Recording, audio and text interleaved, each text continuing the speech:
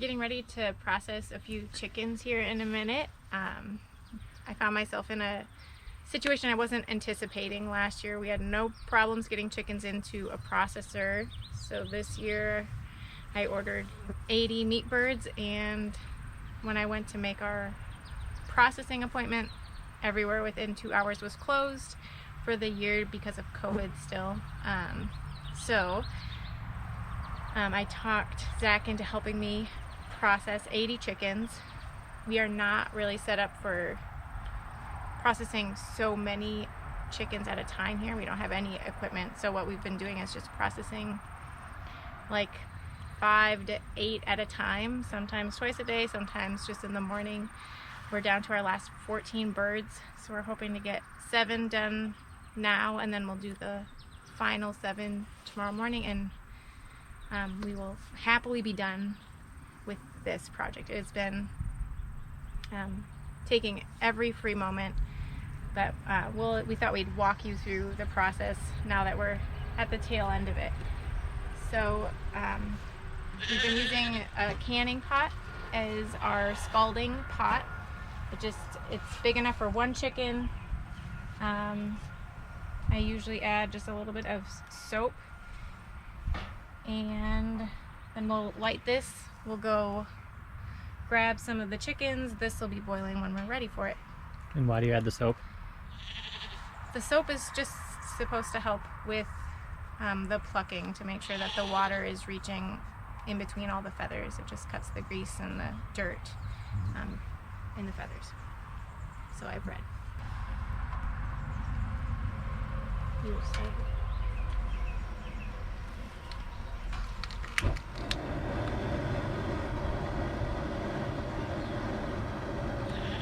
Do you know the temp you're going for with the water?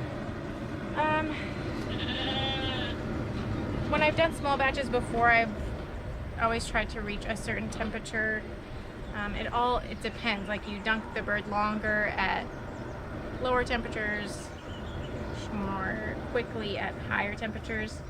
How it's been working out is I start it now. We go kill 7 birds. While they're hanging upside down, this usually starts boiling. I turn it off, and then by the time we're scalding the birds, it's not boiling anymore. Yeah, after we do like the first 4, then we turn it back on to low, just to keep the heat from getting too low. Make sure they keep plucking well. So we're gonna go grab some birds now.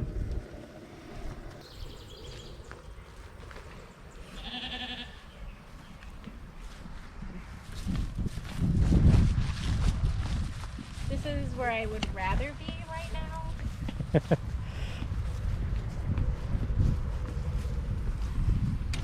We've been setting up this table here for plucking, and then we bring them inside to do the evisceration.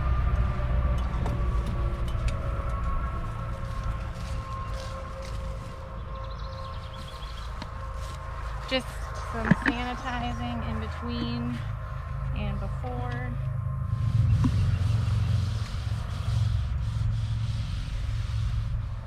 Here are the tools that we've been using primarily. We've been using this just to get the feet off before we put them in a bucket of ice water. This is for removing heads. We bought this because we don't have a fancy chicken plucker.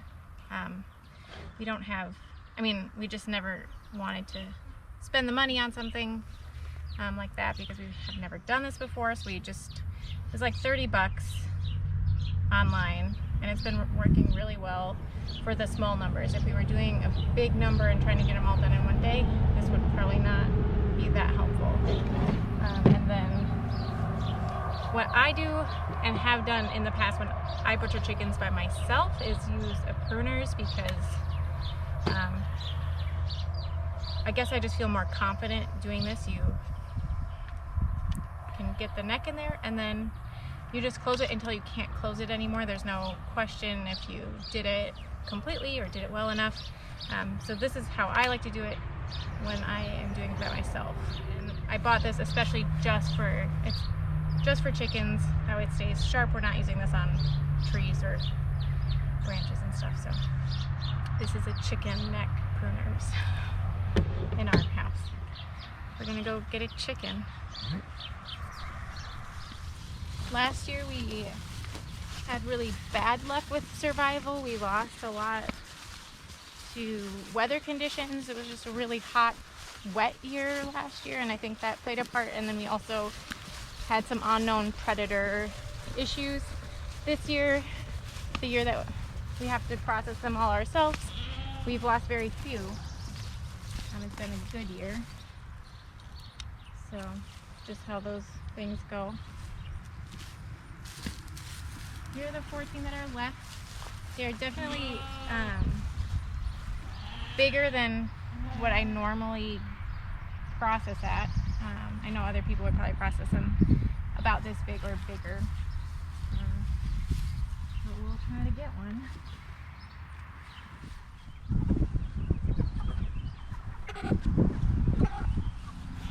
As someone who has not always eaten meat, it's been interesting to start raising animals for meat and learning the process and doing the best I can to make sure that their lives are as good as they can be. I mean, a lot of farmers say, you know, one bad day, and I do my best to make sure that that is pretty much the case for all the animals that I raise here.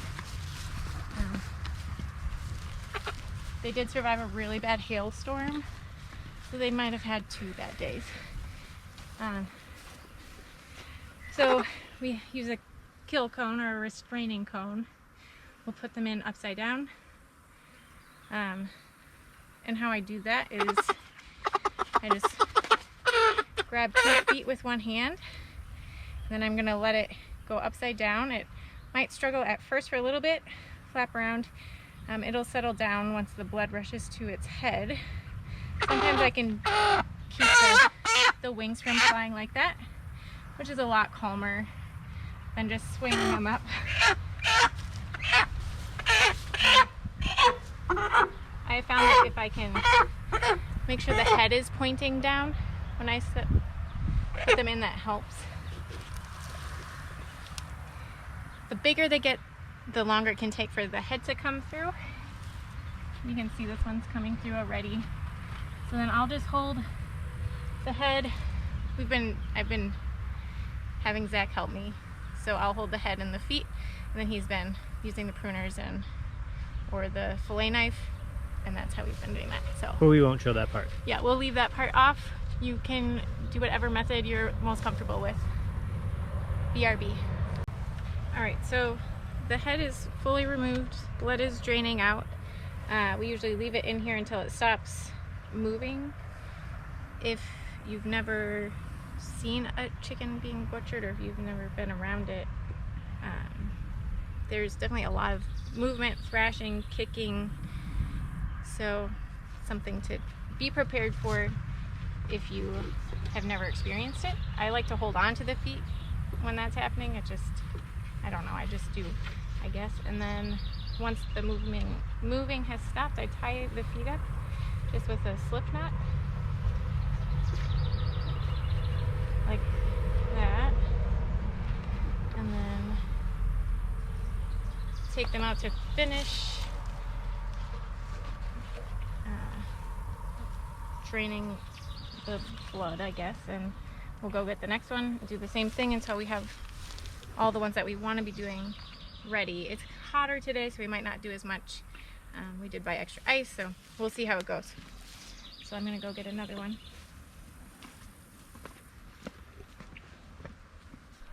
Alright, so we have our 7 birds that we wanted to do done up to this point. Now we're gonna go fill up ice water buckets. Normally we bring cold water over right away, but it's just a little bit hot today. We normally try when it's cooler. We're desperate to be done, so we're gonna go get ice water, and then we'll show the scalding and the plucking, and then we'll move into the house.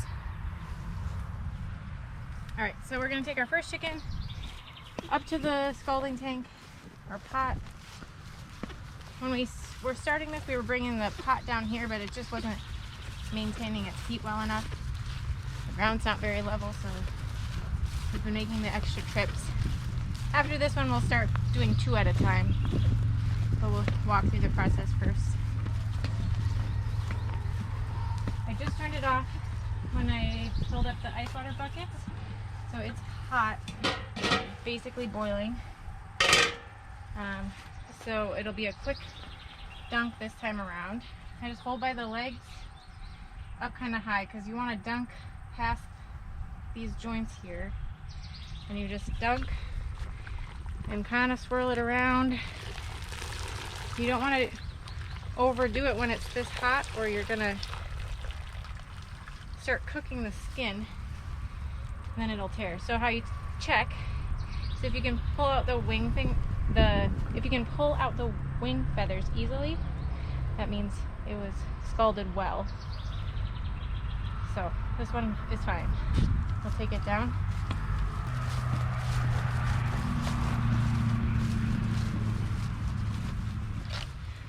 Alright, so we usually start by getting rid of those belly feathers. I set it on 2, but I don't press it all the way.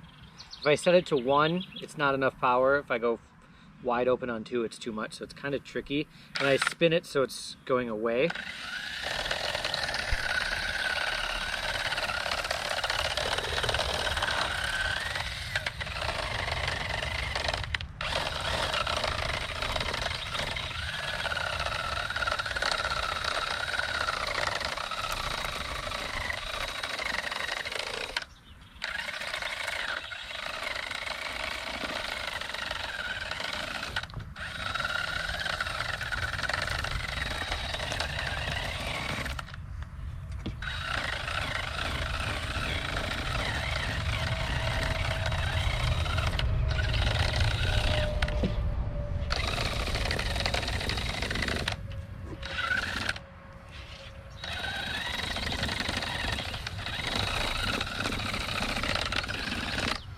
For just doing 1 or 2, it works really well to have one person hold the drill stationary and the other person manipulate the bird around it, but this works well. A lot of the stuff like the tails and the feathers and the lower legs, you're just gonna have to get, and the wings, you're gonna have to get. Yeah, so our normal setup is Zach cleans the bellies and the backs, and then we move it over here, and then I start cleaning out off the wings and legs. And you just kind of grab and pull, and you just pull out all the wing feathers.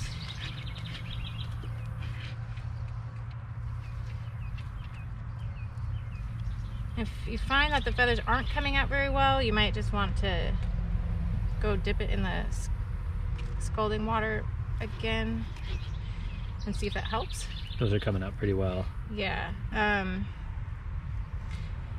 This is actually the first time that I've processed Cornish cross, and I've only just done the slower growers and a few, maybe I've never done any layers, just this, like the Red Rangers, and there's a lot more feathers with those, so it took me a lot longer to pluck that time, but these go pretty quick. So we'll get this cleaned up all the way, cut off the feet, get it in the ice water, go grab 2 more, and repeat the process until they're all done, and then bring them in the house.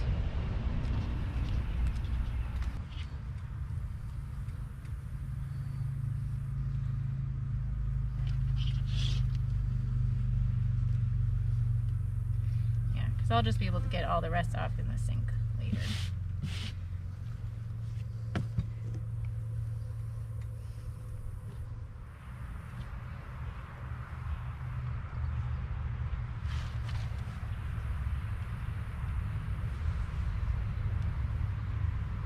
It's also nice if you're working by a hose, because then you can get all these loose feathers off and have a better idea of where you're at. It's hard for me to tell what's still attached and what's not. So then to cut the feet off, I just hold back on this so that the body of the bird is pulling down. I just go in that joint there, pull it back, and then just goes right through. So you're just going in between the joint, so you're not really cutting through bone. But I find that a butcher's knife works well, and then I'm not dulling my sharper knife. And we'll dunk it in the ice water just to keep it cold. Sometimes I'll go through and clean off a few more, but really it's not that worth it. It's easier just to clean them up inside for me. So there we go. We'll go grab the next two, and we'll do 2 at a time going forward.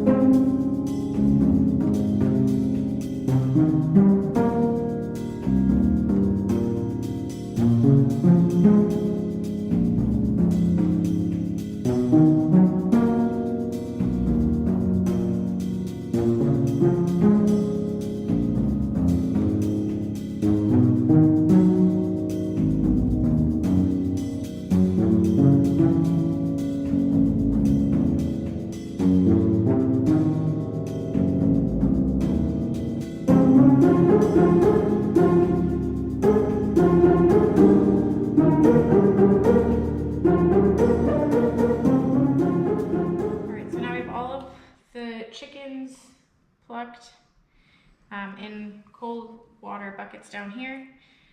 This is how I do it. There's obviously other ways and orders and techniques, but this is what I found works for me. So I usually start by cutting off a little bit more of the neck, just a little bit to start, you know, just to kind of clean it up a little. And then, since these chickens have been eating today, they will have food in their crops. They don't feel super full like it would in the morning. But you just kind of run a finger right under the skin to loosen up everything, and then I split it just a little,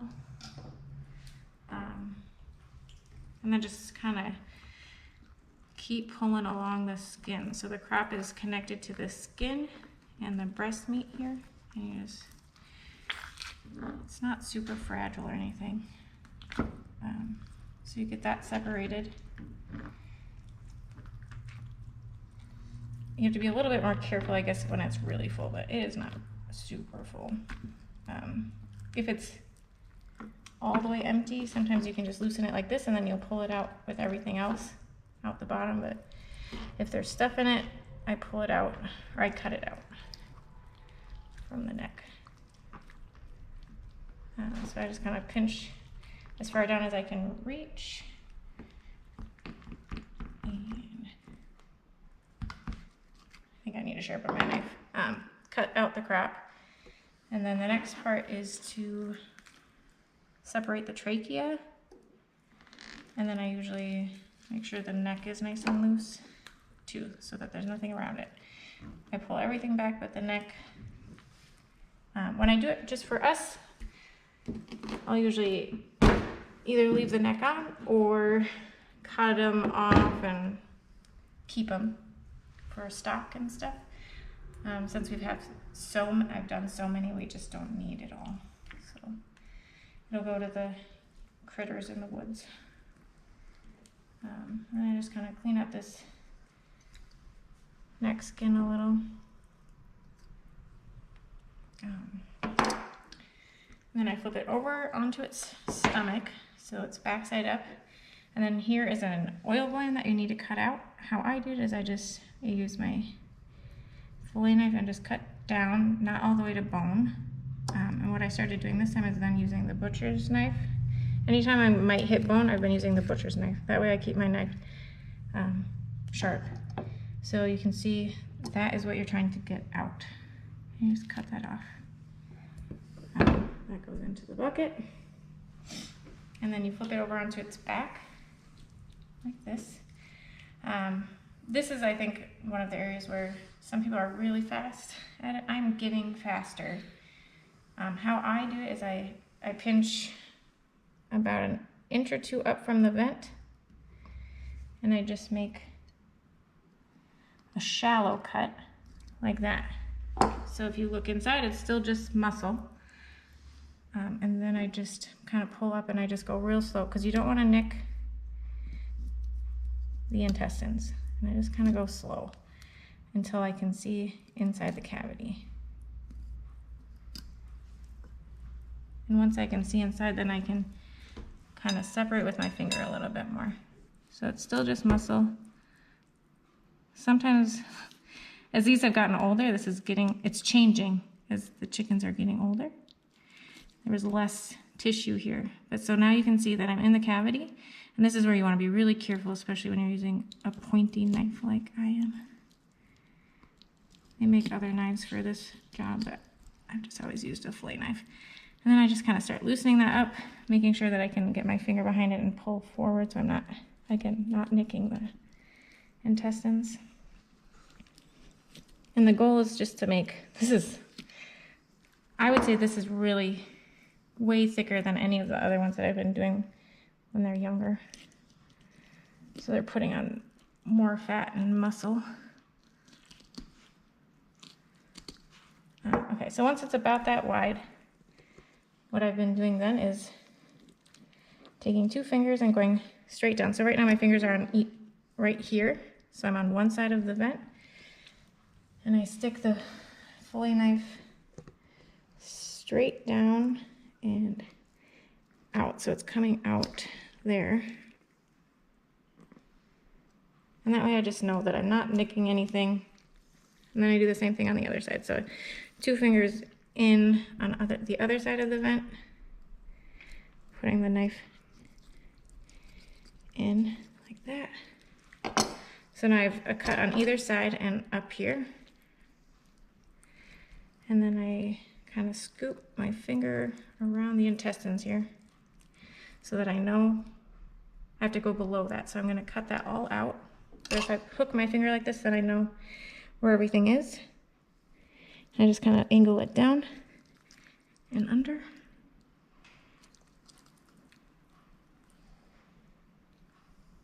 And the same thing on that side. Just kind of scoop it out. So now everything is connected to the vent. And I'm going to hold it over this bowl and scoop it all out. If your hand doesn't fit in there, you can open this up, this cavity up more. We'll see how it goes. So I just kind of don't use my nails, just use my fingertips to kind of pull, loosen everything up. So all this connective tissue, you can feel the connective tissue. You're just kind of breaking it away from the cavity. The first things coming out are the intestines. And then you'll start to feel things get warmer and warmer the farther up you go, because you're getting to like the heart and the lungs and everything else. And then once you feel that really warm stuff that feels different than the intestines, you can kind of grab it and pull it out. It'll all just come out. So chickens have 4 lungs, so here are 2. And then the heart, which I usually set aside for our cats. Again, we have a lot of them, so I don't know if we'll save them. A lot of chickens, not a lot of cats. Right, yeah, a lot of chickens. And then the other 2 lungs are going to be right along these back ribs here. So you're going to scrape until you feel the bones. So right now my hands are right on the bones, and I'm just going to keep. Sometimes they come out really easily in one piece. Sometimes they come out a little bit worse. This one's.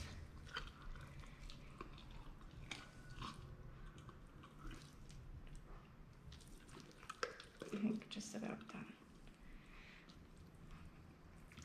Yeah, so that's everything. And then sometimes what I'll do, again, these are our chickens. I might not care as much.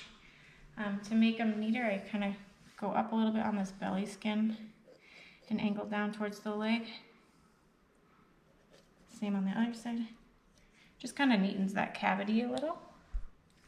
And then I'll cut these flaps off a little bit if I need to. It just kind of like depends how it cuts.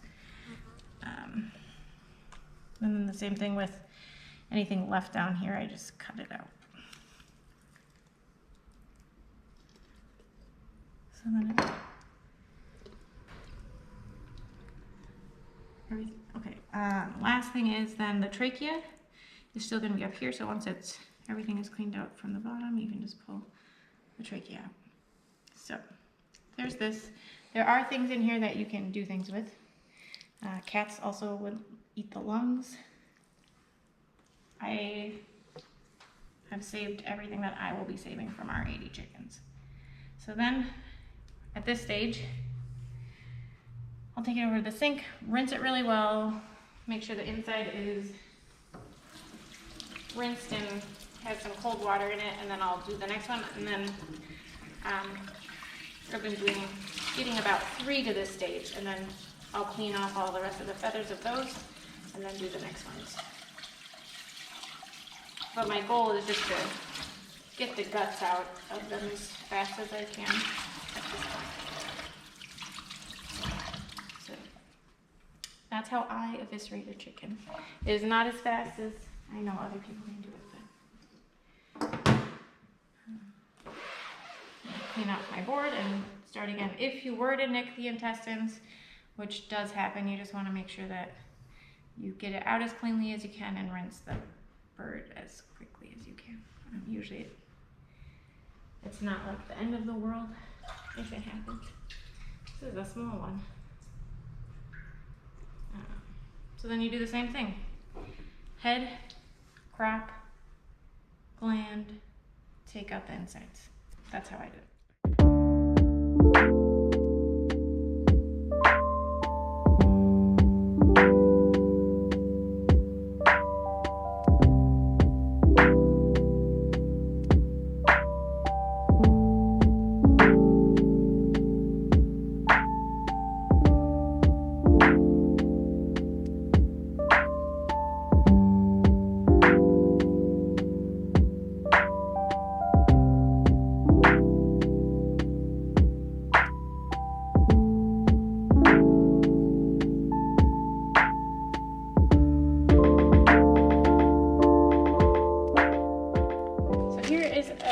Of the heat shrink bags.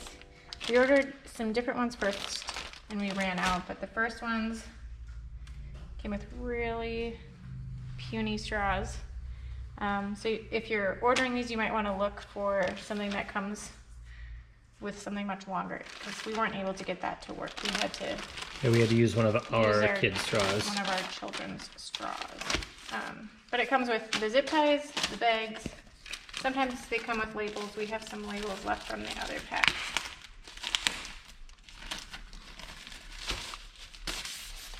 So here are the bags. You put the chickens in neck side down. These are a little smaller than our last set, so hopefully we don't have any problems with these bigger birds.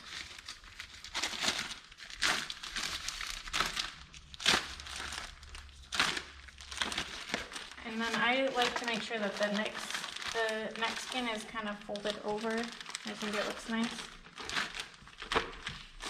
And then you place this straw inside the cavity, and then you zip tie around it, making sure you get every edge.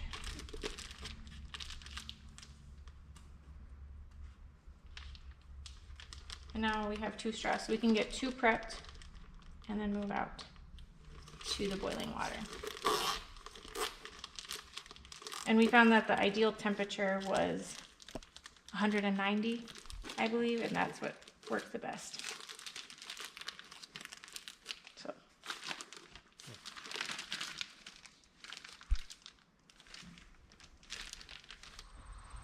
All right, so now we are gonna do the heat shrink bags.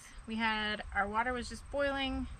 I'm letting it cool just a little bit and leaving the burner on low so it stays hot enough through heat shrinking all of them. You just take the chicken. I just hold on to this part, and it's supposed to take about 5 seconds. You can feel the air coming out of that straw. I'm not set up to just dunk my hand in, so it takes a little bit longer than 5 seconds. This one kind of blew up. Sometimes when it cools down, yeah, it's shrinking back up. And you just pull the straw out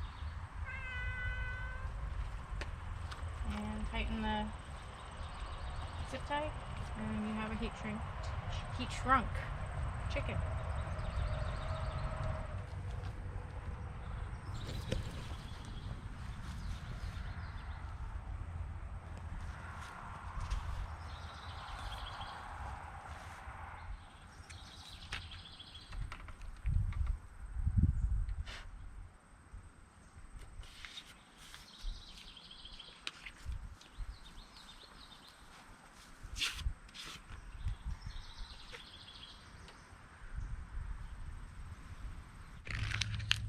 How big are they? We had a really little one that was 3 pounds, and then the rest were mostly 4 or over. One more that was almost 4. So, not bad. Now we'll take them inside and put them in the freezer for the rest of the year. And that's it. That's it. That's how you do chickens when you don't have any equipment.